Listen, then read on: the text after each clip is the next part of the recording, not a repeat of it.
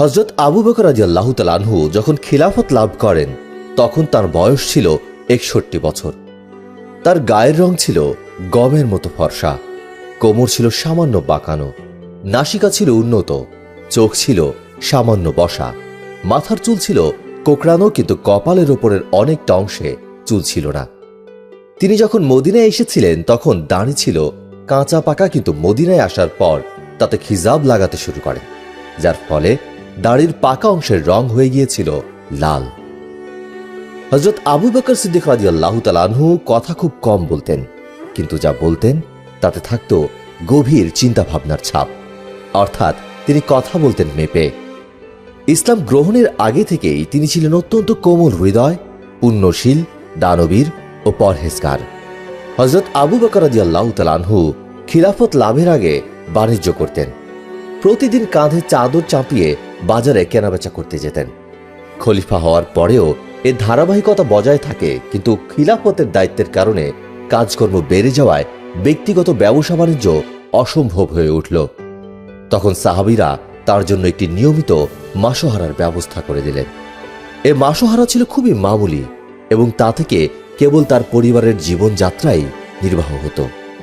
একবার তার স্ত্রী তার কাছে মিষ্টি খাওয়ার জন্য আবদার করলে তিনি বলেন, আমার কিছুই নেই।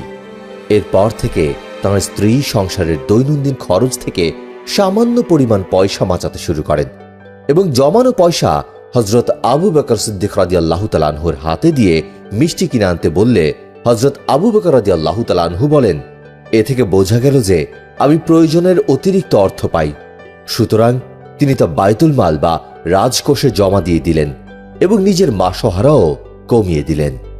হযরত আবু বকর সিদ্দিক রাদিয়াল্লাহু তাআলা আনহু খিলাফতের আগে থেকে সুখ নামক স্থানে বসবাস করতেন, যেটি মদিনারই একটি মহল্লাতে অবস্থিত ছিল। সেই ঘরটি ছিল প্রকৃতপক্ষে একটি তাঁবু। সেটি উটের পশমের সুতো দিয়ে কম্বল তৈরি করে বানানো হয়েছিল। খলিফা হওয়ার পর 6 মাস যাবৎ এই ঘরে অবস্থান করে থাকেন। তারপর মসজিদ নববীর ছোট্ট একটি কুটিরে এসে বসবাস করতে থাকেন। মানুষ ও মানবতার প্রতি তাঁর ছিল অগভীর সহানুভূতি ও ভালোবাসা। তিনি বিধবা ও অনাথদের দেখাশোনা করতেন এবং নিজের ব্যক্তিগত কাজ ফেলে রেখে রাতের পর রাত আর্ত মানবতার সেবায় রত থাকতেন। তারপর যখন সুখে আসতেন তখন তার সন্তানেরা তার কাছে এসে তার অন্তরের ভালোবাসার উত্তাপ গ্রহণ করতেন। তার কন্যারা তাকে ছাগলের দুধ দুয়ে এনে খেতে দিতেন। তিনি তাদের প্রয়োজন পুরো করতেন এবং প্রয়োজনে তাদের ছাগলের পালও চড়িয়ে দিতেন।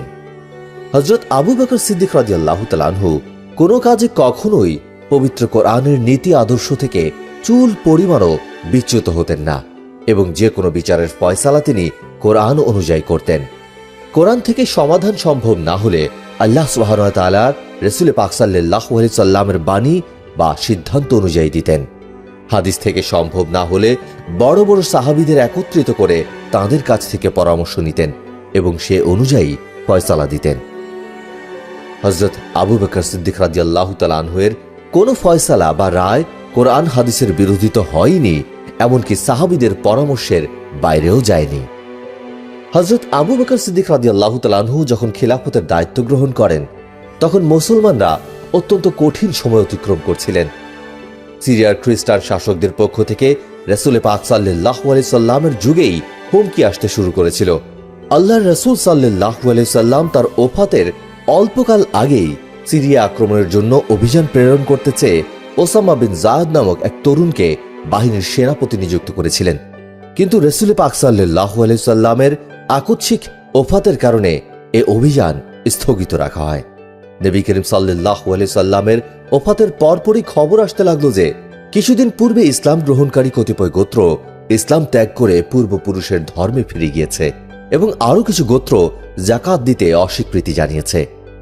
এই সময়কালেই কিছু পাষণ্ডী, যাদের মাথায় বাদশাহীর সপ্তচক্কর খাচ্ছিল, তারা হঠাৎ করেই নিজেদের নবী বলে প্রচার করতে শুরু করলো এবং সদ্যাগত মুসলমানদের বিভ্রান্ত করতে লাগলো। এ অবস্থা দেখে কতিপয় সাহাবী হযরত আবু বকর সিদ্দিক রাদিয়াল্লাহু তাআলা আনহুকে পরামর্শ দিলেন যে এমত অবস্থায় হযরত ওসামা বিন যায়েদকে অভিযান থেকে বিরত রেখে মদিনার অভ্যন্তরীণ নিরাপত্তার প্রতি দৃষ্টি দেওয়া হোক, যাতে বহিঃশত্রুর আক্রমণকে আমরা প্রতিহত করতে পারি। হযরত আবু বকর সিদ্দিক রাদিয়াল্লাহু তাআলা আনহু জবাব দিলেন, স্বয়ং রাসূল পাক সাল্লাল্লাহু আলাইহি সাল্লাম যে অভিযানের আদেশ দিয়ে গিয়েছেন তা আমি কিভাবে রোধ করতে পারি? হযরত ওসামা রাদিয়াল্লাহু তাআলা আনহুকে আনকরা তরুণ মনে করে কিছু সাহাবী তাকে পরামর্শ দিলেন যে তার চেয়ে প্রবীণ ও পরিপক্ক কাউকে সেনানায়ক হিসেবে এ যুদ্ধে প্রেরণ করা হোক। এ কথা শুনে হযরত আবু বকর সিদ্দিক রাদিয়াল্লাহু তাআলা আনহু ক্ষুব্ধ প্রতিক্রিয়া ব্যক্ত করে বলেন, স্বয়ং নবী করিম সাল্লাল্লাহু আলাইহি সাল্লাম যাকে সেনানায়ক নিযুক্ত করেছেন সেখানে কে তাকে অপদস্থ করতে পারে? হযরত ওসামা রাদিয়াল্লাহু তাআলা আনহু সৈন্যবাহিনী নিয়ে রওনা হলে হযরত আবু বকর সিদ্দিক রাদিয়াল্লাহু তাআলা আনহু তাকে বিদায় জানাতে গেলেন। ওসামা ঘোড়ার পিঠে বসেছিলেন আর আবু বকর সিদ্দিক রাদিয়াল্লাহু তাআলা আনহু তার সাথে হেঁটে চলেছিলেন। ওসামা রাদিয়াল্লাহু তাআলা আনহু বললেন, হয় আপনি ঘোড়ার পিঠে সাওয়ার হয়ে চলুন, নতুবা আমাকে নামার অনুমতি দিন। তখন আবু বকর সিদ্দিক রাদিয়াল্লাহু তাআলা আনহু বলতে লাগলেন, আমি ঘোড়ার পিঠে চড়বও না আর তোমাকে নামার অনুমতিও দেব না। ইসলামী বাহিনী অগ্রগামী হলে হযরত আবু বকর সিদ্দিক রাদিয়াল্লাহু তাআলা আনহু বললেন, অগ্রগামী সেনাদল, তোমরা কয়েক মুহূর্তের জন্য একটু দাঁড়াও। আমি তোমাদের একটি অতীব গুরুত্বপূর্ণ উপদেশ দিতে চাই, তোমরা তা গভীরভাবে স্মরণ রাখবে। তোমরা কখনো বিশ্বাসঘাতকতা করবে না, সম্পদ লুকিয়ে রাখবে না, অপকর্ম থেকে আত্মরক্ষা করবে, কারো অঙ্গহানি করবে না, নারী শিশু বৃদ্ধদের ওপর অস্ত্র চালাবে না, ফলবান বৃক্ষ নষ্ট করবে না, ভিন্ন ধর্মাবলম্বীদের উপর ধর্মের কারণে জুলুম করবে না। এই বাহিনী সিরিয়া অঞ্চলে বেশ কয়েকটি আক্রমণ চালিয়ে সেখানকার খ্রিস্টানদের ওপর মুসলমানদের আধিপত্য বিস্তার করে বিজয়ীর বেশে ফিরে এলো। কিন্তু ওসামার অভিযানকালে মদিনার নিকটবর্তী অঞ্চলে বসবাসরত কয়েকটি গোত্র ইসলাম ধর্ম ত্যাগ করে মদিনা আক্রমণ করতে এগিয়ে এলো। এই গোত্রগুলি ধন সম্পদের গর্বে এমনই গর্বিত ও অন্ধ হয়ে উঠেছিল যে তারা নামাজ পড়তে ও রোজা রাখতে প্রস্তুত ছিল, কিন্তু ধন সম্পদের জাকাত দিতে প্রস্তুত ছিল না। হযরত আবু বকর সিদ্দিক রাদিয়াল্লাহু তাআলা আনহু যদি এই দুঃসময়ে শত্রুদের ভয়ে ইসলামের জাকাতের মতো একটি গুরুত্বপূর্ণ বিষয়কে মাফ করে দিতেন, তাহলে পরবর্তী সময়ে ইসলামে এক বিরাট বিপত্তি সৃষ্টি হয়ে যেত। তখন কিছু লোক রোজা করতেও আপত্তি করত, আর কিছুটা অগ্রসর হয়ে লোক নামাজ পড়তেও আপত্তি করত। কিন্তু হযরত আবু বকর সিদ্দিক রাদিয়াল্লাহু তাআলা আনহু স্পষ্টই বলে দিলেন, স্বয়ং আল্লাহ তাআলা যা অবশ্য করণীয় কর্তব্য বলে নির্ধারণ করে দিয়েছেন, আমি তা কিভাবে মাফ করে দিতে পারি? হযরত আবু বকর সিদ্দিক রাদিয়াল্লাহু তাআলা আনহুর কঠিন সাহস ও বীরত্ব এই সমস্ত ফিতনা সৃষ্টি ও বিপত্তির পথ চিরতরে বন্ধ করে দিল, এবং লোকেরা স্পষ্টভাবেই বুঝে নিল যে ধর্মের ব্যাপারে চুল পরিমাণও ছাড়াছাড়ি নেই। আরবের বিখ্যাত বনু তামিম গোত্রের লোকেরাও জাকাত দিতে অস্বীকৃতি জানিয়েছিল। খালিদ বিন ওলীদ, আল্লাহ রাসূল সাল্লাল্লাহু আলাইহি সাল্লাম যাকে সাইফুল্লাহ অর্থাৎ আল্লাহর তরবারি উপাধি দিয়েছিলেন, তিনি তাদের মোকাবেলায় অবতীর্ণ হলেন। খালিদ বিন ওলীদের অভিযানের খবর শুনে বনু তামিমের লোকেরা তওবা করে এই দুরাকাঙ্ক্ষা ত্যাগ করল। কিছু লোক নিজেদের সিদ্ধান্তে অটল থেকে মোকাবেলায় অবতীর্ণ হলে তাদের জীবন ধ্বংস হয়ে গেল। ইয়েমেন শহরে মুসাইলামা নামে একজন ব্যক্তি নিজেকে আল্লাহর নবী ঘোষণা দিয়ে এক প্রতারণার জাল বিস্তার করে জনগণকে বিভ্রান্ত করে যাচ্ছিল। সে ছড়ানো ছিটানো কিছু বুলি সংগ্রহ করে তাতে নিজের মন গড়া কিছু কথা যোগ করে দিয়ে প্রচার করে বেড়াত যে তার কাছে আল্লাহর বাণী আসে। সাচ্চা মুসলমানদের তো তার কথায় বিভ্রান্ত হওয়ার কোনো প্রশ্নই ওঠে না, কিন্তু যারা নতুন মুসলমান হয়েছিল এবং ইসলাম সম্পর্কে যাদের ধারণা তখনও পোক্ত হয়নি, তারাই তার জালে ফেঁসে গিয়ে তার দল ভারী করে তুলল। আসলে সে যুগে যে সমস্ত গোত্র এসব দাঙ্গা হাঙ্গামায় অংশগ্রহণ করেছিল এবং মুসাইলামা ও অন্যান্য ভণ্ড নবীদের প্রতি বিশ্বাস স্থাপন করেছিল এবং যাকাত দিতে অস্বীকার করেছিল, তারা সবেমাত্র ইসলাম গ্রহণ করেছিল এবং ইসলামের প্রকৃত শিক্ষায় তারা ঠিকমতো শিক্ষিত হয়ে উঠতে পারেনি। এ সময়ে সাজ্জাহ নামক এক মহিলা নবুয়তের দাবি করেছিল। সে তার গোত্রের লোকদের নিয়ে মদিনা আক্রমণ করতে রওনা হয়েছিল। পথিমধ্যে মুসাইলামার বাহিনীর সাথে তার জোরদার লড়াই হলো। মুসাইলামা ছিল খুব চালাক লোক। সে যখন দেখল যে সাজ্জাহ লোকদের পরাজিত করা অসম্ভব, তখন সে একটি নতুন চাল চালল, অর্থাৎ প্রেমের অভিনয় করে সাজ্জাহকে বিয়ে করে ফেলল। এইভাবে মুসাইলামা তার সৈন্যদের বিরাট একটা অংশকে নিজের সাথে একত্রিত করে নিল এই ঘটনা থেকে মুসাইলামার সাহসে বুক বাঁধল এবং তার স্বপ্ন দেখার ক্ষেত্র খুব বিস্তৃত হয়ে পড়ল। দুর্ভাগ্যবশত মুসাইলামার বাহিনীর সাথে এই যুদ্ধে মুসলমানরা পরাজিত হলেন। এর পরিণামে তার শক্তি এতটাই বেড়ে গেল যে সে 40,000 সৈন্যের এক বিশাল বাহিনী গড়ে ফেলল। নবী করিম সাল্লাল্লাহু আলাইহি সাল্লামের ওফাতের পরে ইয়েমেনের আসওয়াদ নামক এক গোত্রপতি নবুয়তের দাবি করে ব্যাপকভাবে বিপত্তি সৃষ্টি করে, কিন্তু এক ব্যক্তি তাকে হত্যা করে। এর কিছুকাল পরে বনি আসাদ গোত্রের তালিহা নামক গোত্রপতি নবুয়তের দাবি তুলে সমাজে ফিতনা ছড়িয়ে দেয়। হযরত আবু বকর সিদ্দিক রাদিয়াল্লাহু তাআলা আনহু তার মোকাবেলায় হযরত খালিদ বিন ওয়ালিদকে সসৈন্যে প্রেরণ করে। তালিহা পরাজিত হয়ে অনেক চেষ্টার পরেও পালাবার পথ খুঁজে না পেয়ে স্বয়ং মদিনায় এসে পবিত্র ইসলাম ধর্ম গ্রহণ করে। তালিহা অত্যন্ত বীর পুরুষ ছিলেন। সিরিয়া ও ইরানের যুদ্ধে তিনি বড়ই বীরত্বের পরিচয় দিতে সক্ষম হন।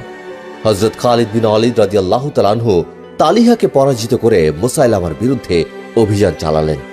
ইয়ামামা এলাকায় আফখা নামক স্থানে দুই বাহিনী মুখোমুখি হয়। মুসাইলামার সাথে 40,000 সৈন্য ছিল। সে ডানে বামে বড় বড় সেনাপতি ও বীর সিপাহীদের মোতায়েন করেছিল। মাঝখানে সে নিজেই অবস্থান করছিল। ইসলামী বাহিনী তাদের তুলনায় সংখ্যায় অনেক কম ছিলেন। শুরুতেই মুসাইলামা এমন জোরদার আক্রমণ চালালো যে মুসলমানদের পায়ের তলার মাটি সরে গেল এবং তারা পেছাতে পেছাতে হযরত খালিদের তাঁবু পর্যন্ত পৌঁছে গেলেন। কিন্তু হযরত কায়েস বিন সাবিত ও জায়েদ বিন খিতাব, যারা রাসূল পাক সাল্লাল্লাহু আলাইহি সাল্লামের সাহাবী ছিলেন, তারা অনুপ্রাণিত করতে গিয়ে বলেন, হে ঈমানদারগণ, তোমরা কোথায় যাচ্ছ? এবং এ কথা বলতে বলতে তারা প্রবল পরাক্রমে লড়তে লড়তে শহীদ হয়ে গেলেন। তা দেখা মাত্রই ইসলামী বাহিনী ডান ও বাম দিক দিয়ে এসে প্রবল বিক্রমে যুদ্ধে ঝাঁপিয়ে পড়লেন। তখন মুসাইলামার বাহিনী দিশেহারা হয়ে পড়ল। মুসাইলামার সৈন্যদের পেছনে একটি বিশাল বাগান ছিল। মুসলমানরা আক্রমণ করতে করতে তাকে বাগান পর্যন্ত নিয়ে গেল। মুসাইলামা আর কোনো দিকে পালাবার পথ না পেয়ে সসৈন্যে বাগানের মধ্যে প্রবেশ করে তার দরজা বন্ধ করে দিল। হযরত বরা বিন মালিক রাদিয়াল্লাহু তাআলা আনহু একজন বীর সাহাবী ছিলেন।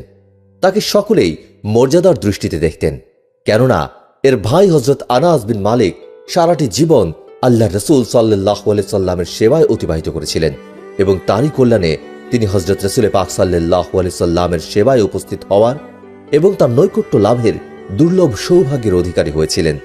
হযরত বরা বিন মালিক রাদিয়াল্লাহু তাআলা আনহু এই অবস্থা দেখে তার সাথীদের বললেন, তোমরা আমাকে ধরে পাঁচিলের উপরে তুলে দাও। দেয়ালের উপরে উঠেই তিনি ভেতরে লাফিয়ে পড়লেন এবং তীর বর্ষণ করতে করতে এগিয়ে গিয়ে বাগানের দরজা খুলে দিলেন এবং সাথে সাথেই ইসলামী বাহিনী তার মধ্যে বানের পানির মতো ঢুকে পড়ল। সাথে সাথে তুমুল যুদ্ধ শুরু হয়ে গেল। সেখানে মুসাইলামা সৈন্যদের মাঝখানে দাঁড়িয়ে তাদের সাহস জুগিয়ে যাচ্ছিল। সে তার সৈন্যদের পায়ের তলার মাটি সরে যেতে আপন প্রাণ নিয়ে পালানোর জন্য বেরিয়ে পড়ল, কিন্তু সে অহসীর দৃষ্টি এড়াতে পারেনি। এই সেই অহসী যে উহুদের যুদ্ধে প্রিয় নবী হযরত মুহাম্মদ মুস্তাফা সাল্লাল্লাহু আলাইহি সাল্লামের চাচা হযরত আমির হামজা রাদিয়াল্লাহু তাআলা আনহুকে বর্ষার আঘাতে শহীদ করেছিল। সে বল্লম তাক করে মুসাইলামার জন্য অপেক্ষমান ছিল। তাকে দেখা মাত্রই নির্ভুল লক্ষ্যে সে বল্লম নিক্ষেপ করল। সাথে সাথে মুসাইলামা মাটিতে পড়ে ছটফট করতে লাগলো। তার কিছুক্ষণ পরেই সে একেবারে ঠান্ডা হয়ে গেল। তার সঙ্গী সাথীরা পালিয়ে গিয়ে আশেপাশের কেল্লাগুলোতে আশ্রয় নিল, কিন্তু অবশেষে ভীত সন্ত্রস্ত হয়ে আত্মসমর্পণ করে আত্মরক্ষা করল। হযরত আবু বকর সিদ্দিক রাদিয়াল্লাহু তাআলা আনহু এই সমস্ত দাঙ্গাবাজদের মূলোৎপাটনের জন্য 11টি অভিযান প্রেরণ করেন। এই সৈন্যরা জাকাত প্রদানে অস্বীকৃত গোত্রগুলিকে কঠোরভাবে দমন করেন এবং যারা নিজ নিজ এলাকায় নিজেদের শাসন কায়েমের পরিকল্পনা তৈরি করেছিল তাদের সম্পূর্ণরূপে বিধ্বস্ত করে দেন। কিন্তু এদের মধ্যকার সবচেয়ে বড় ও শক্তিশালী দলটি ছিল নবুয়তের মিথ্যা দাবিদার ও ভণ্ড ও প্রতারক মুসাইলামার। তার বিরুদ্ধে ইয়ামামায় সংঘটিত যুদ্ধে আল্লাহর রাসূল সাল্লাল্লাহু আলাইহি সাল্লামের নৈকট্য লাভকারী ও নিবেদিত প্রাণ বহু সাহাবী, যাদের অধিকাংশই ছিল কোরআনের হাফিজ, তারা শহীদ হয়ে যান। এমনিতেই তো পবিত্র কোরআন মাজিদ, যা পবিত্র নবী সাল্লাল্লাহু আলাইহি সাল্লামের জীবনকালেই লিপিবদ্ধ হয়েছিল আর লিখিত আকারে সুরক্ষিত ছিল কাগজে, পাথরের গায়ে, খেজুরের পাতায় এবং চামড়ায়, হযরত আবু বকর সিদ্দিক রাদিয়াল্লাহু তাআলা আনহু চিন্তা করলেন, কোরআন হেফাজকারীরা তো শহীদ হয়ে গিয়েছেন, এজন্য প্রয়োজন এগুলোকে সংরক্ষণ করা। যারা জীবিত আছেন তাদের স্মৃতি থেকে এগুলিকে সংরক্ষণ করে তা গ্রন্থাকারে লিপিবদ্ধ করা। তিনি তাই করলেন যাতে পবিত্র কোরআন হারিয়ে না যায় এবং তার পাঠে যাতে কোনো ত্রুটি না থাকে। তার স্থায়ী ব্যবস্থা আঞ্জাম দিলেন হযরত আবু বকর সিদ্দিক রাদিয়াল্লাহু তাআলা আনহু। আরবের অভ্যন্তরীণ বিদ্রোহ দমনের ৯-১০ মাস পর হযরত আবু বকর সিদ্দিক রাদিয়াল্লাহু তাআলা আনহু রোম ও পারস্য অভিযানের ইচ্ছা প্রকাশ করলেন। এই দুই সাম্রাজ্যেরই সীমানা ছিল আরবদের সাথে। রোম সাম্রাজ্য ইউরোপ, আফ্রিকা ও এশিয়ার বিশাল এলাকা জুড়ে বিস্তৃত ছিল। এশিয়া মহাদেশের মধ্যে সিরিয়া, ফিলিস্তিন, এশিয়া মাইনর ও আফ্রিকা মহাদেশের মিশর ছাড়াও মধ্য আফ্রিকার বিশাল এলাকা ছিল এই সাম্রাজ্যের অন্তর্ভুক্ত। পারস্য সাম্রাজ্যও ছিল খুবই শক্তিশালী এবং তাও ছিল বিশাল এলাকা জুড়ে বিস্তৃত। আল্লাহ রসুল সাল্লাল্লাহু আলাইহি সাল্লামের জীবনকালেই এ দুটি সাম্রাজ্যের বিরুদ্ধে অভিযান প্রেরিত হলেও তা ছিল অসমাপ্ত। একবার পারসিকরা প্রবল আক্রমণ চালিয়ে সিরিয়া ও ফিলিস্তিনের বিশাল এলাকা অতিক্রম করে জেরুজালেম পর্যন্ত পৌঁছে যায়। এর কয়েক বছর পর রোমান বাহিনীও পারসিকদের ওপর পাল্টা আক্রমণ চালিয়ে ইস্পাহান পর্যন্ত বিশাল এলাকা ধ্বংস করে দিয়ে বিজয়ের বেশে প্রত্যাবর্তন করে। আল্লাহ রসুল সাল্লাল্লাহু আলাইহি সাল্লাম তার জীবনকালে আশেপাশের দেশগুলোর শাসকদের কাছে পত্র মারফত ইসলাম গ্রহণের আহ্বান জানান। ইরানের শাসক খসরু পারভেজের কাছে তার পত্র পৌঁছালে ক্ষমতা লিপ্সু শাসক অদ্যতবশত সে পত্র টুকরো টুকরো করে ফেলে এবং তার এক প্রাদেশিক শাসনকর্তাকে নির্দেশ পাঠায় মদিনায় পৌঁছে হযরত মুহাম্মদ সাল্লাল্লাহু আলাইহি সাল্লামকে গ্রেপ্তার করে পারস্যে পাঠিয়ে দিতে। কিন্তু আল্লাহর কুদরতের এই অসীম রহস্য, এদিকে সে এই গুস্তাখি করল আর ওদিকে তার পুত্র ক্ষমতা দখলের লালসায় তাকে হত্যা করল। তারপর পারসিকরা তাদের অভ্যন্তরীণ ব্যাপারে এতটাই ব্যস্ত হয়ে পড়ে যে আরবে আক্রমণ চালানোর কোনো সুযোগই পেল না। তা সত্ত্বেও মুসলমানরা সুযোগ বুঝে পারস্যে আক্রমণ চালানোর প্রস্তুতি অবশ্যই রেখেছিল এবং রোমকদের বিরুদ্ধে অভিযান তো প্রিয় নবী হযরত মুহাম্মদ সাল্লাল্লাহু আলাইহি সাল্লামের জীবনকালে শুরু হয়েছিল এবং দিনের পর দিন ধরে খবর আসছিল যে রোমান বাহিনী মদিনা আক্রমণের প্রস্তুতি চালিয়ে যাচ্ছে। আবার ওদিকে পারসিকদের পক্ষের শাসক হরমুজ ছিল ইরাকের শাসক এবং সে ছিল জঘন্য আরব বিদ্বেষী এবং আরব ও ইরাকের সীমান্ত অঞ্চলে যে সমস্ত আরব গোত্রের বসবাস ছিল সে তাদের উপর অত্যাচার নিপীড়ন চালিয়ে আসছিল এবং তার এ অত্যাচার নিপীড়নের কথা হযরত আবু বকর সিদ্দিক রাদিয়াল্লাহু তাআলা আনহুর কানে পৌঁছালে তাকে দমন করার জন্য হযরত খালিদ বিন ওলীদকে ইরাক অভিযানে পাঠাতে চাইলেন। তিনি তখনও ইয়ামামার পথেই ছিলেন। এমন সময় তার কাছে হযরত আবু বকর সিদ্দিক রাদিয়াল্লাহু তাআলা আনহুর ইরাক আক্রমণের আদেশ পৌঁছে গেল। ইরাকে পারসিকদের সাথে যে যুদ্ধ সংঘটিত হয়েছিল তা বিশেষ করে শিকল যুদ্ধ নামে পরিচিত হয়ে যায়। এই যুদ্ধে হরমুজ তার বাহিনীর একটি দলকে যুদ্ধক্ষেত্রে শিকল পরিয়ে পরস্পরের মধ্যে এমনভাবে আবদ্ধ করে রেখেছিল যে তারা যেন শত আক্রমণের মধ্যেও যুদ্ধক্ষেত্র ছেড়ে পালিয়ে যেতে না পারে। পারসিক সৈন্যের সংখ্যা ছিল মুসলমানদের চেয়ে কয়েক গুণ বেশি এবং স্বয়ং হরমুজ ছিল এ বাহিনীর প্রধান সেনাপতি। সে ছিল একজন প্রসিদ্ধ ও কুশলী যোদ্ধা এবং তার বীরত্বের খ্যাতি ছড়িয়ে পড়েছিল সমগ্র পারস্য দেশে। সে একজন প্রাদেশিক শাসনকর্তা হওয়া সত্ত্বেও পারস্য সম্রাটের ন্যায় মুকুট পরত, যা ছিল অত্যন্ত মূল্যবান। তাতে এমন সব মূল্যবান মণিমাণিক্যের কাজ ছিল যে সেদিকে তাকালে চোখ ধাঁধিয়ে যেত। দুই বাহিনী পরস্পর মুখোমুখি দণ্ডায়মান হলে হরমুজ ঘোড়া হাঁকিয়ে ময়দানে এসে উচ্চস্বরে বলল, অযথা রক্তপাত করে লাভ কি? বরং মুসলমানদের সেনাপতি আসুন আমার মোকাবেলায়, এখানে যুদ্ধের ফয়সালা হয়ে যাক। ওদিক থেকে মুসলমানদের সেনাপতি খালিদ বিন ওলীদ তার মোকাবেলায় অগ্রসর হলেন, কিন্তু হরমুজ প্রতারণার আশ্রয় নিয়ে তার বিশ্বস্ত কয়েকজন লোককে মোতায়েন করে রেখেছিল এই মর্মে যে মুসলমানদের সেনাপতির পাল্লা ভারী হলে তারা সাথে সাথে তার উপর ঝাঁপিয়ে পড়বে। দুই সেনাপতি পরস্পর প্রতিদ্বন্দ্বিতায় অবতীর্ণ হলে খালিদ হরমুজের উপর প্রবল পরাক্রমে এক আঘাত হানলেন, কিন্তু তার তরবারি হরমুজের লৌহ বর্মের ওপর পড়ে তা ভেঙে গেল।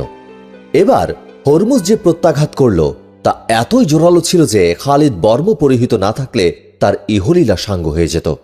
এবার তিনি তরবারি ফেলে দিয়ে হাত বাড়িয়ে হরমুজকে নিজের কোমরের সাথে জাপটে ধরলেন। এদিকে হরমুজের যে বিশ্বস্ত সৈন্যরা অস্ত্র তাক করে অপেক্ষা করছিল তারা তৎক্ষণাৎ অগ্রসর হলো।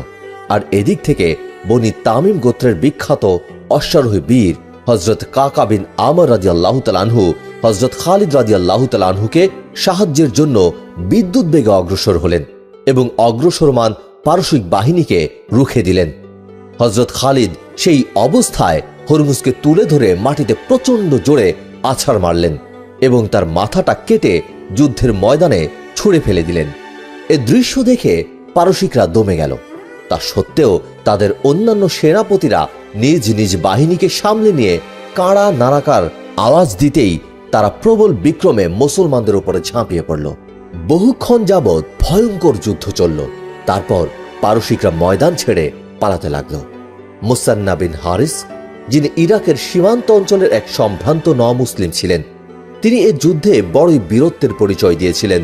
হযরত খালিদ রাদিয়াল্লাহু তাআলা আনহু পলায়নপর পারসিক বাহিনীকে পিছু ধাওয়া করার জন্য মুসান্নাকে পাঠিয়ে দিলেন। তিনি হরমুজের সাহায্যার্থে আগমনরত এক বিশাল বাহিনীকে পথিমধ্যেই প্রতিহত করেছিলেন। হযরত খালিদ বিন ওয়ালিদ রাদিয়াল্লাহু তাআলা আনহুর কাছে এ খবর পৌঁছালে তিনিও সসৈন্যে সেখানে উপস্থিত হলেন। এখানেও পারসিকরা পরাজিত হলো এবং এই এলাকাটিও মুসলমানদের পদানত হলো। এই পরাজয়ের খবর পারস্যে পৌঁছালে তারা চিন্তা করল আরবদের মোকাবেলা করার জন্য আরবদের প্রয়োজন, কেননা লোহা ছাড়া লোহা কাটা সম্ভব নয়। আরবদের কিছু গোত্র সম্প্রদায়গত দিক দিয়ে ছিল খ্রিস্টান, আর তারা ছিল পারস্য সাম্রাজ্যের অধীন। তাদের একত্রিত করে একটি বাহিনী গঠন করা হলো এবং একজন পারসিক সেনাপতির অধীনে তাদের নিয়োজিত করা হলো। দাজলা ও ফোরাতের মিলনস্থলে দুই বাহিনী মুখোমুখি হলো।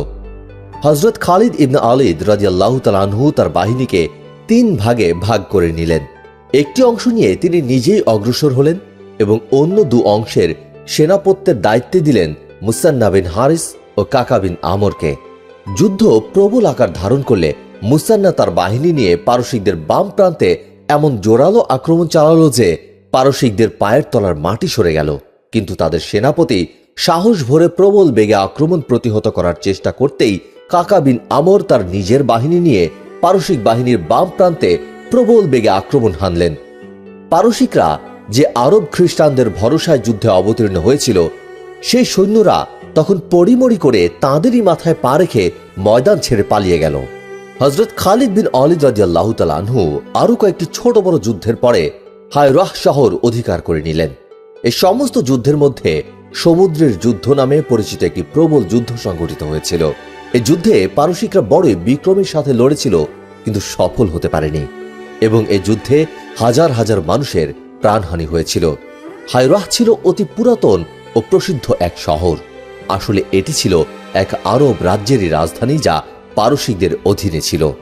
এই হায়রাহ এক আরব অধিপতি ফোরাত নদীর তীরে এক বিশাল প্রাসাদ নির্মাণ করেছিলেন, যেটি নির্মাণে রোম ও পারস্যের কারিগররা নিজেদের সমস্ত কলাকৌশল ও শ্রমটাই ব্যয় করে দিয়েছিল এবং হায়রাহের অধিপতি সেটি নির্মাণের রাজকোষের সমস্ত সম্পদ ব্যয় করেছিলেন। সেটি বর্তমান কুফা শহর থেকে 3 মাইল দূরে অবস্থিত ছিল। এই অধিপতি ছিলেন আরব বংশোদ্ভূত এবং ধর্মের দিক দিয়ে তিনি ছিলেন খ্রিস্টান। তিনি পারস্যের অগ্নি উপাসক অধিপতিকে রাজস্ব প্রেরণ করতেন। কিছুদিন পর হযরত খালিদ বিন ওয়ালিদ রাদিয়াল্লাহু তাআলা আনহু খলিফা হযরত আবু বকর সিদ্দিক রাদিয়াল্লাহু তাআলা আনহুর কাছ থেকে পারস্যের দায়িত্ব মুসান্নার হাতে অর্পণ করে সিরিয়া অভিমুখে অভিযান পরিচালনার আদেশ পেলেন, কেননা সেখানকার খ্রিস্টানরা বড়ই উদ্যত হয়ে উঠেছিল এবং তারা মুসলমানদের বিরুদ্ধে ঐক্যবদ্ধ হওয়ার প্রয়াস পাচ্ছিল। এরপর পারস্যে আরো অনেক বড় বড় যুদ্ধ সংঘটিত হয়েছিল, যাতে পারস্য সাম্রাজ্যের দর্পচূর্ণ হয়ে গিয়েছিল এবং মুসলমানরা তা অধিকার করে নিয়েছিলেন। কিন্তু এই অভিযান হযরত আবু বকর সিদ্দিক রাদিয়াল্লাহু তাআলা আনহুর পরে তার স্থলাভিষিক্ত দ্বিতীয় খলিফা হযরত ওমর ফারুক রাদিয়াল্লাহু তাআলা আনহুর আমলে তা সম্পূর্ণ হয়েছিল। হযরত আবু বকর সিদ্দিক রাদিয়াল্লাহু তাআলা আনহু সিরিয়া ও ফিলিস্তিনে অভিযান চালানোর জন্য 4টি পৃথক পৃথক রাস্তা দিয়ে সৈন্য প্রেরণ করেছিলেন। এই 4টি বাহিনীর একটির সেনাপতি ছিলেন হযরত রাসূল পাক সাল্লাল্লাহু আলাইহি সাল্লামের বিশিষ্ট সাহাবী হযরত ওবায়দা বিন জাররাহ রাদিয়াল্লাহু তাআলা আনহু। দ্বিতীয়টির সেনাপতি ছিলেন হযরত আমর বিন আস রাদিয়াল্লাহু তাআলা আনহু, তৃতীয়টির সেনাপতি ছিলেন ইয়াজিদ বিন আবু সুফিয়ান এবং চতুর্থ দলটির সেনাপতি ছিলেন হযরত শারজিল বিন হাসনাহ রাদিয়াল্লাহু তাআলা আনহু। এর আগে তিনি হযরত খালিদ বিন সাঈদ রাদিয়াল্লাহু তাআলা আনহুর সেনাপত্যে একটি অভিযান প্রেরণ করেছিলেন, যার সৈন্য সংখ্যা ছিল ২৮,০০০। রোমানদের সাথে বেশ কয়েকটি যুদ্ধ হয়েছিল, যার কয়েকটিতে মুসলমানদের পাল্লা ভারী ছিল এবং এই যুদ্ধে কয়েকটি শহর মুসলমানদের অধিকারে এসে গিয়েছিল। রোম সম্রাটের কাছে এ খবর পৌঁছানো মাত্রই তিনি বিশাল একটি বাহিনী গঠন করে মুসলমানদের ওপর আক্রমণ চালানোর জন্য পরিকল্পনা করলেন। এমনিতেই রোমান বাহিনী ছিল বিশাল এবং তার উপর খ্রিস্টানদের আরো অনেক ছোট ছোট দল চারদিক থেকে এসে সে বাহিনীকে আরো ভারী করে তুলল। হযরত আবু বকর সিদ্দিক রাদিয়াল্লাহু তাআলা আনহুর কাছে এ খবর পৌঁছানো মাত্রই তিনি আদেশ দিলেন, মুসলমানরা যত শহর জয় করেছেন তার সবটাই ছেড়ে দিয়ে তারা যেন এমন একটা জায়গায় এসে অবস্থান গ্রহণ করেন যেখানে আরবের মরুভূমি শুরু হয়েছে, যাতে পিছু হটার প্রয়োজন হলে মরুভূমির যে কোনো জায়গায় পিছিয়ে আসতে পারেন। হযরত খালিদ বিন ওয়ালিদ রাদিয়াল্লাহু তাআলা আনহু এ সময় ইরাক থেকে সিরিয়ায় পৌঁছে গিয়েছিলেন। এ আদেশ পাওয়া মাত্রই তিনি ইয়ারমুকে এসে শিবির স্থাপন করলেন, যেটি আরব ও সিরিয়ার সীমান্ত অঞ্চলে অবস্থিত। এমন সময় রোমান সৈন্যরা সেখানে এসে পৌঁছালো। আর্মেনিয়ায় রাজপুত্র বাহান ছিলেন এই বাহিনীর সেনাপতি। এদের সৈন্য সংখ্যা ছিল প্রায় ২.৫ লক্ষ। বাহান একে ৪টি অংশে বিভক্ত করে প্রতিটা অংশে একজন করে সুদক্ষ সেনাপতি মোতায়েন করলেন। এই বাহিনী সমস্ত রকমের অস্ত্রশস্ত্রে সজ্জিত ছিল এবং পা থেকে মাথা পর্যন্ত শুধু চোখ দুটি বাদে পুরো শরীরটাই লৌহ বর্ম দ্বারা আচ্ছাদিত ছিল। এদিকে মুসলমানদের সৈন্য সংখ্যা ছিল মাত্র ৪৬,০০০। অস্ত্রশস্ত্র পর্যাপ্ত ছিল না, আর কিছু লোকের তো মোটেই অস্ত্র ছিল না, আর রসদ সামগ্রীও পর্যাপ্ত ছিল না। হযরত খালিদ বিন ওয়ালিদ রাদিয়াল্লাহু তাআলা আনহু চিন্তা করলেন, এই বিশাল বাহিনীর বিরুদ্ধে বিভিন্ন দলে বিভক্ত হয়ে যুদ্ধে অবতীর্ণ হওয়া মোটেও ঠিক হবে না, বরং একজন সেনাপতির অধীনে সমস্ত সৈন্য একসাথে যুদ্ধে অবতীর্ণ হোক। তার এ প্রস্তাব সবারই মনোপুত হল এবং সৈন্যরা তাঁরই সেনাপত্যে যুদ্ধের জন্য প্রস্তুত হয়ে গেল। তিনি সমস্ত সৈন্যকে ৩৮টি পংক্তিতে ভাগ করে নিলেন এবং প্রতিটি পংক্তিতে একজন করে সেনাপতি মোতায়েন করে দিলেন। প্রথম দিকে কয়েকটি ছোটখাটো যুদ্ধ হলো, কিন্তু পূর্ণাঙ্গ যুদ্ধ হয়েছিল মাত্র ৩ দিন, যাতে উভয় পক্ষের সমস্ত সৈন্যই অংশগ্রহণ করেছিল। দ্বিতীয় দিনের যুদ্ধটি ছিল অত্যন্ত ভয়ঙ্কর। বাহান তার ৩০,০০০ সৈন্যকে পরস্পরের মধ্যে শিকল দিয়ে বেঁধে দিয়েছিলেন এবং তাদের কাছ থেকে শপথ করিয়ে নিয়েছিলেন যে যুদ্ধক্ষেত্রে তারা মৃত্যুবরণ করবে, কিন্তু তারা এক পাও পিছু হটবে না। বাহানের বাহিনীতে আর্মেনীয় তীরন্দাজদের বিশাল একটি বাহিনী ছিল, যাদের লক্ষ্য ছিল নিখুঁত। সে যুগের প্রথা অনুসারে প্রথম দিকে তো দুপক্ষের সৈন্যরা এক এক করে বেরিয়ে এসে এক একজনের সাথে যুদ্ধে অবতীর্ণ হতো, কিন্তু এ যুদ্ধে তো মুসলমানদের পাল্লা ভারী ছিল। যত বড় বড় রোমান বীরই তাদের শিবির থেকে বেরিয়ে এলো, তাদের কেউই জীবিত রইল না। এ দৃশ্য দেখে রোমানরা দলবদ্ধভাবে আক্রমণ শুরু করে দিল এবং আর্মেনীয় তীরন্দাজরা বর্ষার মতো তীর বর্ষণ করতে লাগলো। সেই সাথে রোমান বাহিনীর ডান দিকের অংশটি মুসলমানদের ডান দিকের অংশে আক্রমণ চালালো এবং এমন জোরালো আক্রমণ চালালো যে মুসলমান বাহিনী পিছু হটতে হটতে মহিলাদের শিবির পর্যন্ত এসে গেল। এ অবস্থা দেখে মহিলারা তাঁবুর খুঁটি উপড়ে নিয়ে অগ্রসর হয়ে উচ্চস্বরে বলতে লাগলেন, পিছু হটলে কিন্তু তোমাদের কোনো রেহাই নেই। ইকরিমা বিন আবু জাহেল রাদিয়াল্লাহু তাআলা আনহু একজন দক্ষ ঘোড়সাওয়ার ছিলেন। তিনি কিছুটা লাফ দিয়ে অগ্রসর হয়ে উচ্চস্বরে বলতে লাগলেন, শাহাদাতের অমৃত সুধা পান করে যে জীবন সফল করতে চায় সে আমার সাথে এগিয়ে আসুক। ৪০০ বীর সেনানী তার সাথে অগ্রসর হলেন। এরা সকলেই তরবারের খাঁপ ভেঙে ফেললেন। তারপর এমন প্রবল বিক্রমে আক্রমণ চালালেন যে চারদিকে হইচই শুরু হয়ে গেল। সকাল হতেই লোকেরা আঘাতে আঘাতে জর্জরিত ইকরামাকে উঠিয়ে নিয়ে হযরত খালিদ বিন ওয়ালিদ রাদিয়াল্লাহু তাআলা আনহুর কাছে নিয়ে এলেন। তখনও তার শ্বাস খুব আস্তে আস্তে চলছিল। হযরত খালিদ রাদিয়াল্লাহু তাআলা আনহু তার মাথাটি নিজের কোলে তুলে নিলেন, মুখে একটু পানি তুলে দিলেন, কিন্তু তা মুখের এক পাশ দিয়ে গড়িয়ে গেল। এভাবেই এই মহৎ প্রাণ বীরের জীবন অবসান হয়ে গেল। এই যুদ্ধে ১,০০০ সাহাবী অংশগ্রহণ করেছিলেন। এদের মধ্যেকার ১০০ জন ছিলেন বদরি সাহাবী, যারা সকলের নিকট শ্রদ্ধার পাত্র ছিলেন। বদরের ময়দানে ইসলামের প্রথম জিহাদে কাফিরদের বিরুদ্ধে এরা হযরত রাসূল করিম সাল্লাল্লাহু আলাইহি সাল্লামের সাথে অংশগ্রহণ করেছিলেন। কিন্তু রোমান বাহিনী মুসলমানদের চেয়ে সংখ্যায় কয়েক গুণ বেশি ছিল। এ বাহিনীকে দেখে মনের অজান্তে তাদের মুখ দিয়ে অকচ্ছাদে বেরিয়ে আসে এই কথা, আল্লাহু আকবার, কি বিশাল বাহিনী। হযরত খালিদ রাদিয়াল্লাহু তাআলা আনহু বললেন, চুপ করো, যদি আমার ঘোড়ার লাগাম ঠিক থাকতো তাহলে আমি বলতাম, খ্রিস্টানরা তোমরা দ্বিগুণ সৈন্য নিয়ে হাজির হও। এই যুদ্ধে মুসলমান মহিলারা বড়ই বিক্রমের সাথে যুদ্ধ করেছিলেন। রোমান বাহিনী যখন প্রবল বেগে আক্রমণ চালিয়েছিল, তখন মুসলিম বাহিনী পিছিয়ে আসতে থাকলে তারা তাদের যুদ্ধে অগ্রসর হতে অনুপ্রাণিত করেন এবং অগ্রসর হয়ে তারা রোমান বাহিনীর মোকাবেলা করেন। তাঁদেরই বীরত্বের পরিণামে মুসলিম বাহিনীর বাম অংশটি, যেটি পিছু হটতে হটতে অনেক দূরে চলে গিয়েছিল, তারা ফিরে এসে এমন প্রবল বেগে আক্রমণ চালালেন যে শত্রুদের বুদ্ধ ছিন্ন ভিন্ন করে ফেললেন। এবার যুদ্ধ আর তীর ও বর্ষার মধ্যে সীমাবদ্ধ রইল না, বরং তারা পরস্পরের মধ্যে ঢুকে গিয়ে ছুরি কাটারি দিয়ে আক্রমণ চালাতে লাগলো। বিপুল বিক্রমে যুদ্ধ চলছিল। এমন সময় এক সাদা পতাকাধারী ব্যক্তি বুদ্ধগুলির মধ্য দিয়ে পথ চলতে চলতে ইসলামী বাহিনীর সেনাপতির ঠিকানা খুঁজতে খুঁজতে হযরত খালিদ বিন ওয়ালিদ রাদিয়াল্লাহু তাআলা আনহুর কাছে পৌঁছালেন। তখন তিনি সেনাবাহিনীর নেতৃত্ব দিয়ে যাচ্ছিলেন। ওই ব্যক্তি মদিনা থেকে একটি পত্র নিয়ে হযরত খালিদ বিন ওয়ালিদ রাদিয়াল্লাহু তাআলা আনহুর কাছে এসেছিলেন। সে পত্রটি তিনি তার হাতে তুলে দিলে খালিদ রাদিয়াল্লাহু তাআলা আনহু সেটি নিয়ে তার পাগড়ির মধ্যে রেখে দিলেন। সেই সময়ে যুদ্ধ এমন একটি পর্যায়ে পৌঁছে গিয়েছিল যে পত্রটি খুলে তখনই পাঠ করা সম্ভব ছিল না। ওদিকে খ্রিস্টান বাহিনী যুদ্ধের দামামা বাজিয়েই চলেছিল। সে আওয়াজ এতই জোরালো ছিল যে আর কোনো কিছুই কানে আসছিল না। কিন্তু মুসলমানরা এ সময় কিছুই বাজাচ্ছিলেন না। এ সময়ে তারা পবিত্র কোরআনের সূরা আনফালের জিহাদ বিষয়ক আয়াত উচ্চস্বরে পাঠ করছিলেন, যা থেকে মুসলিম যোদ্ধারা সরাসরি অনুপ্রেরণা গ্রহণ করেছিলেন। এ মহাবাণী মুসলমানদের শরীরে বিদ্যুৎ প্রবাহ সৃষ্টি করে। মৃত্যু ভয় অন্তর হতে বিদূরিত হয়ে গেল এবং সাথে সাথে শত্রু বাহিনীতে হামলা চালিয়ে তাদের জাহান্নামে পাঠিয়ে দিতে লাগলেন তারা।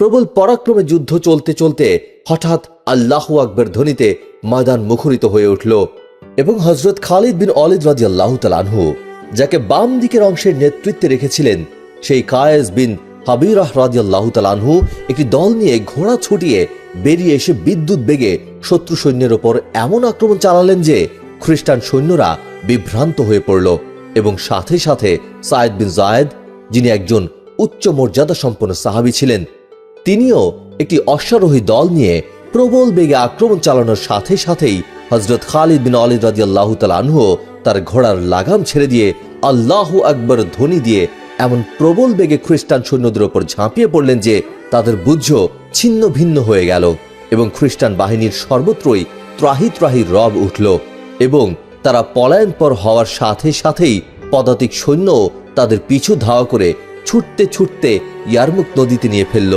এবং খ্রিস্টান বাহিনী প্রাণ ভয়ে তাতে লাফ দেওয়ার সাথে সাথে নদীতে পড়ে টুপটুপ করে ডুবে গিয়ে প্রাণ হারাতে লাগলো এবং বেঁচে যাওয়া সৈন্যদের তরবারির আঘাতে আঘাতে জমালয়ে পাঠিয়ে দেওয়া হতে লাগলো। অগণিত মানুষ হতাহত হলো এবং এ যুদ্ধে খ্রিস্টানদের 1 লক্ষ সৈন্য নিহত হলো এবং মুসলমানদের মাত্র 3000 সৈন্য শাহাদাতের অমৃত সুধা পান করে আল্লাহর সান্নিধ্যে চলে গেলেন।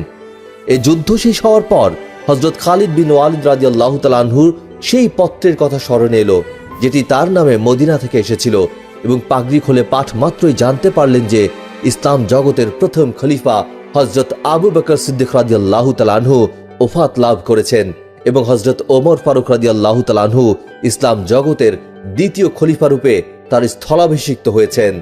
হযরত আবু বকর সিদ্দিক রাদিয়াল্লাহু তাআলা আনহু হিজরতের 13 বর্ষে জামাদিউর আখির মাসের 7 তারিখে বার্ধক্যজনিত কারণে অসুস্থ হয়ে পড়েন। শীতের মৌসুমে এমনিতেই আবহাওয়া বেশ ঠান্ডা ছিল, তার উপর গোসল করাতে ঠান্ডা লেগে জ্বর আসে। সেই জ্বরে তিনি 15 দিন পড়ে থাকেন।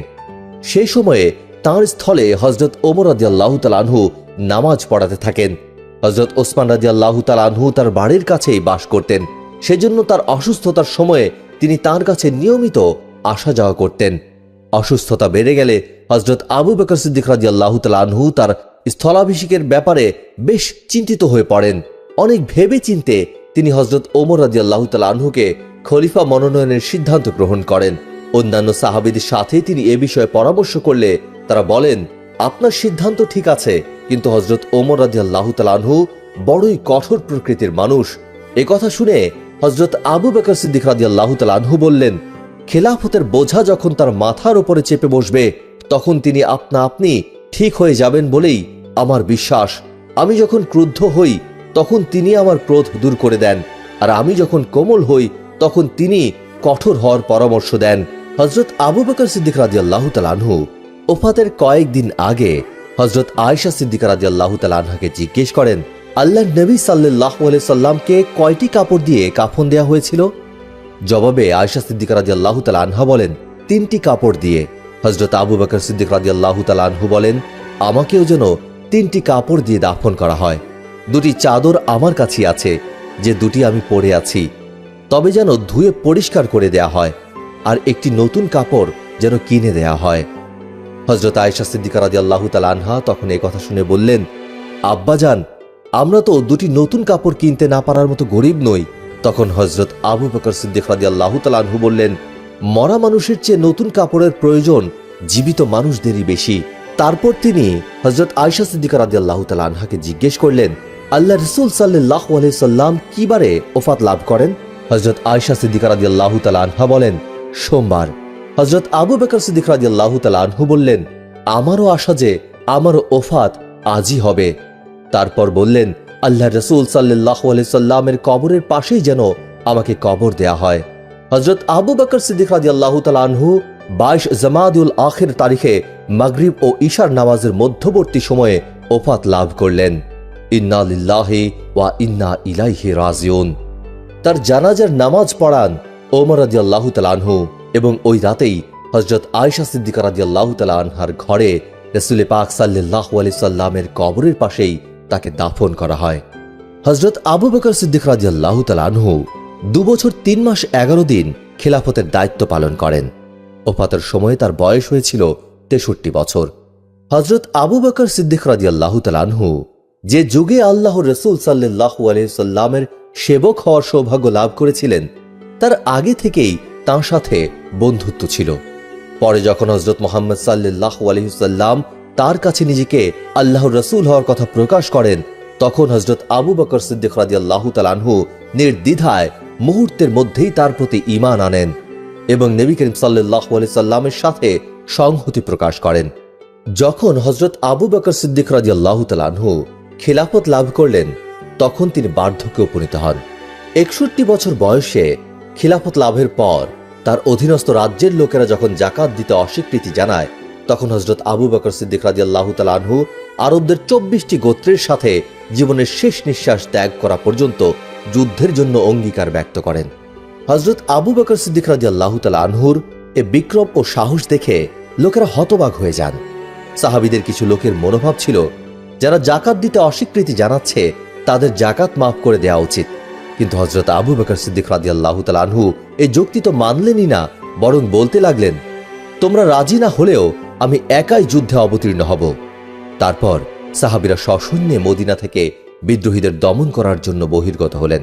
আর যে সমস্ত লোকেরা বিশাল বাহিনী নিয়ে মদিনা আক্রমণ করতে এসেছিল তাদের ছিন্ন ভিন্ন করে দেয়া হয়। হযরত আবু বকর সিদ্দিক রাদিয়াল্লাহু তাআলা আনহুর বুক ছিল ঈমানের কোষাগার, আর তার হৃদয় ছিল আল্লাহ ও তার রাসূলের প্রতি ভালোবাসার খনি। হযরত আবু বকর সিদ্দিক রাদিয়াল্লাহু তাআলা আনহু যদিও মাত্র 2 বছর যাবৎ খেলাফতের দায়িত্ব পালন করেন, কিন্তু এই সময়কালের মধ্যে তিনি যা করে গেলেন জগৎবাসী তা কোনোদিন ভুলতে পারবে না।